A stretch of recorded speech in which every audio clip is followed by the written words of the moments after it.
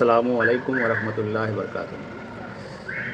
আপনারা সকলেই অবগত আছেন যে গত কদিন আগে ফেসবুক জুড়ে পশ্চিম সরকার নামে একজন ব্যক্তি কোরআনকে নিয়ে কুরুচিপূর্ণ মন্তব্য করেছিলেন। উনি বলেছিলেন যে কোরআনে বলা আছে যে কাফেরদেরকে যেখানে পাবে সেখানেই হত্যা করো।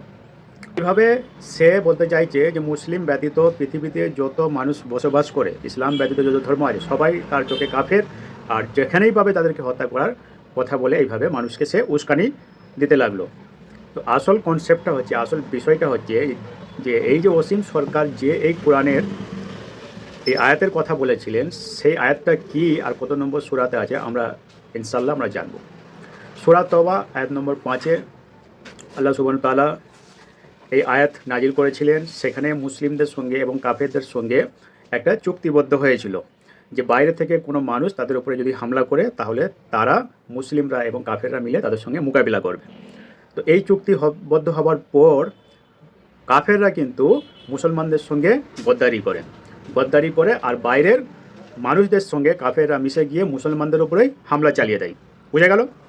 তো তারপর এই আয়াত নাজিল হয়েছিল। আল্লাহ সুবহানাহু ওয়া তাআলা এই আয়াত নাজিল করেছিলেন যে কাফেরদেরকে তোমরা যেখানেই পাবে সেখানেই তোমরা হত্যা করবে। এটা মানে একটা যুদ্ধ চলাকালীন অবস্থায় এই আয়াতটা নাজিল হয়েছিল, সবার জন্য নয়।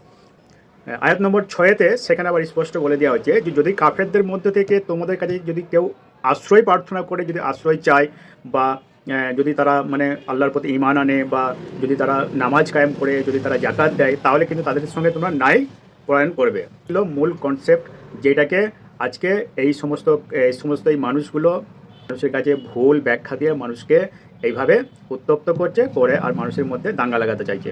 তো ভিডিওটা তোমাদের কেমন লাগলো? যদি ভালো লাগে থাকে অবশ্যই অন্যদের মাঝে শেয়ার করে দেবে ভিডিওটা।